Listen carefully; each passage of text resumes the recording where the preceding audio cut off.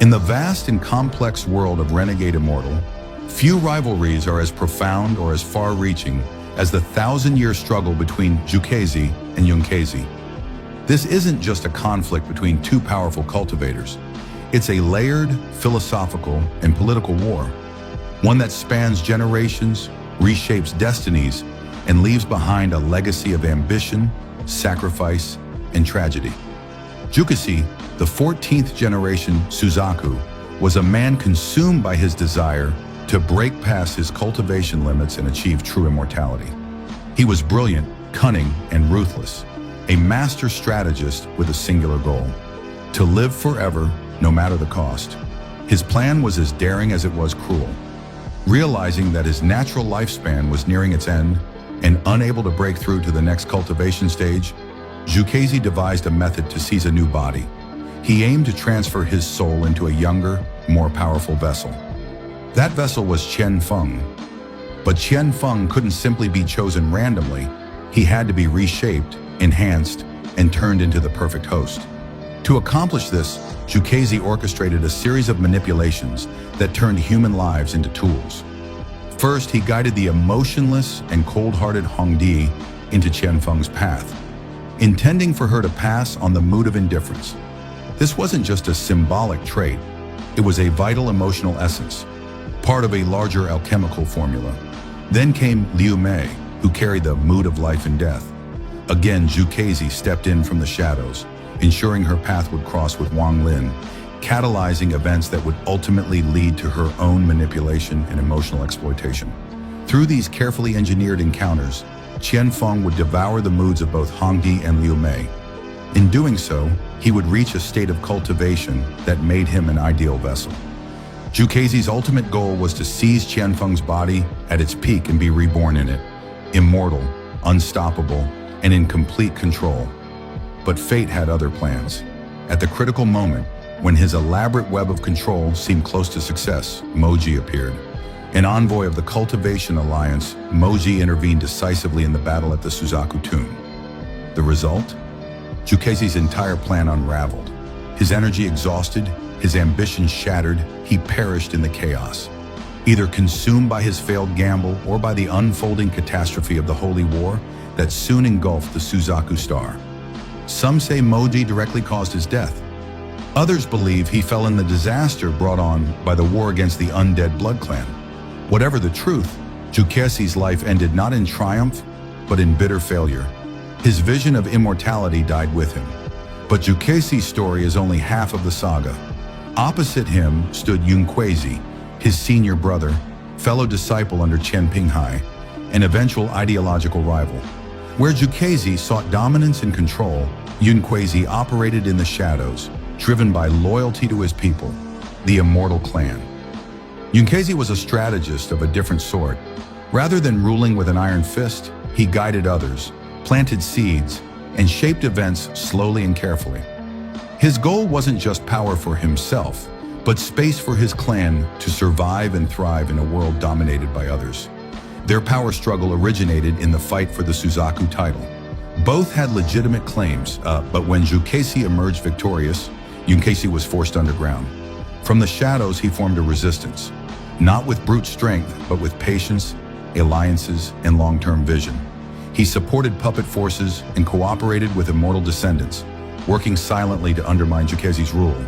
And he too created a game board of living pieces, characters who would one day challenge Jukazi's dominance and bring hope to the Immortal Clan. The most important piece on that board was Wang Lin. Yunkazi saw something extraordinary in Wang Lin. He recognized him as a future disruptor, someone capable of shifting the balance of power. Yunkazi helped guide Wang Lin's journey, subtly influencing his breakthroughs, nurturing his growth, and preparing him to face Jukazi's legacy. Yunkazi even hoped Wang Lin might become the 15th Suzakusi, a successor who would lead the world into a new era. But Wang Lin wasn't his only asset. Yunkazi also trained Zixin, a puppet who served as a direct countermeasure to Jukazi's core strategy. Zixin and Qian Feng were like mirrors, each designed to absorb the other's cultivation. Yunkazi gave Zixin a secret technique that reversed this process, weakening Qian Feng and, by extension, Jukazi's foundation. Then there was Zhou Wutai, selected for his ancient Azure Dragon bloodline and his deep ties to the Immortal clan. He was another potential successor, another variable in Yunkei's grand equation.